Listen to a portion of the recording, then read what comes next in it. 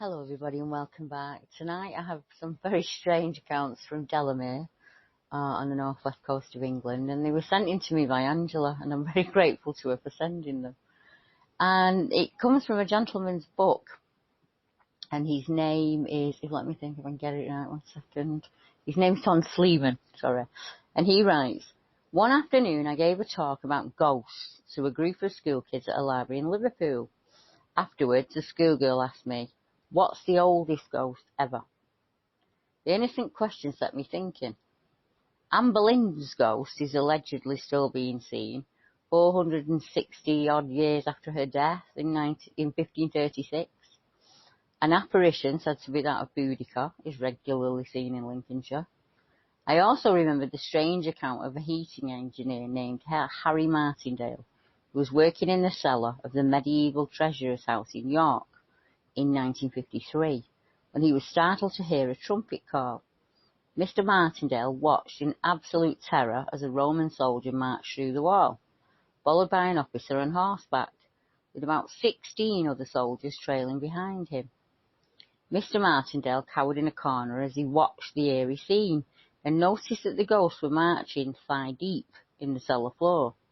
He later discovered the Romans had been marching along a road which ran under the treasurer. The road had been long buried, which explained why all the ghosts, with the exception of the horse-mounted officer, was visible from the thighs up. But were there older ghosts than that? On Wiltshire, a woman once reported seeing crowds of figures dressed in primitive garments erecting megaliths, which would date the ghost to at least 1,500 years before the arrival of Julius Caesar. Could there be even older ghosts? And how about ghosts of prehistoric animals? Since written records began, strange creatures such as the Surrey puma, the beast of Modlin, the Yeti, and the Loch Ness monster have been reported. What if the unidentified big cats are sightings of a long-extinct saber-toothed tiger, which has not roamed Britain since the Pleistocene era? Perhaps, though, some kind of time slip. The beasts of long ago can occasionally invade our time or space continuum. This would explain, Tom says, how the puma always seems to vanish into thin air when it's hunted. Could the Loch Ness monster, which was reported as far back as 565 AD, be a plesiosaur that sometimes crosses into our epoch from the Jurassic era? Sea serpents are reported all over the planet, but no one takes them seriously. Delamere Forest is old, and it has scars from ice age glaciers of 10,000 years ago, and its origins go way back into the mist of time. Rumours and reports of strange animals in Delamere Forest can be dated back to the Romans. The Romans cut a straight road through the forest to connect the fortress town of Chester to the main salt mines at Norwich. The Romans reported hearing the loud roar of an unknown beast, and frequently found deer and wild boar torn apart within the forest. There are also stories that some soldiers went missing trying to find the strange animal. At this time, Delamere Forest stretched right up to the southern banks of the Mersey. In the Middle Ages, there were reports of a monster at large in the forest. It was described as a dragon with grey and black scales, which ate sheep and deer and wild boars, and even some of the locals. Some reports say the creature used to take to the river near what is now Ellesmere Port via a seaside cave. The reports of something at large in Delamere Forest continued throughout the centuries. In 1882, a solicitor and a justice of the peace signed affidavits stating that they had seen a lizard-like creature, 200 foot in length, swimming through the coastal waters of Liverpool Bay, heading inland. The same year, there were reports of a large animal in the north of the Delamere Forest.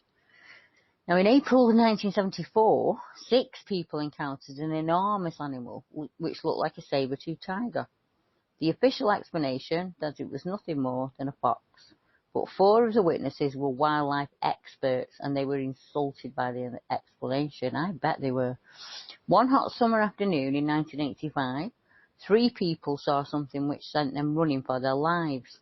A Mr. and Mrs. Taylor of Halewood were hiking through the forest when they came upon what looked like an overgrown elephant in the clearing.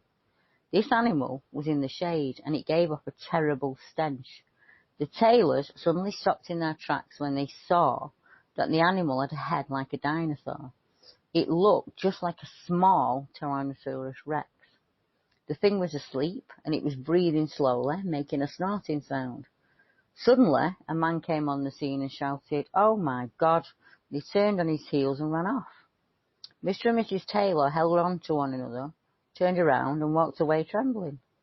They heard a thud behind them and started to run. They never looked back once. They met a park ranger and told him about the incredible encounter, but he didn't look at all surprised. That same month, strange howling noises were heard in the forest, and someone or something snapped the trunk of a thick tree in half. And as I said, this comes from Tom Sleeman's books, and they're available in Borders and Cheshire Oaks and other bush shops. But that's not the only accounts from close by. I had a look on the map, and not too far away, we have the Halewood Growl, and that was some children in 1983 that were growled at by something that they really would describe as infrasound. They didn't say that, but that's what I would call it. An enormous growl that can be felt and sends you running. And right next door to where this dinosaur was seen, Walker's Wood, there's an account from some poachers. I've never been able to source, get back to the witness, so I'm not sure how reliable it is. But it speaks of poachers that opened fire. I'm just reading it, sorry, through. Something was moving towards them. From the darkness came a huge dark figure. It was about 7 feet tall and completely black in colour. They couldn't see any features and they fired at it, which sounds unbelievable, doesn't it? But like I say, I've never been able to get back to that witness, so I can't say how reliable that account is. But that's a strange one, Delamere Forest, and thank you very much to Angela for sending that over to me. So until next time, dinosaurs and saber-toothed tigers and miss. If you see any broken trees or strange footprints or hear any howls or growls, please get in touch with me, because it's spring now and the woods are warming up and people are out and about. So until next time, thank you very much. Good night.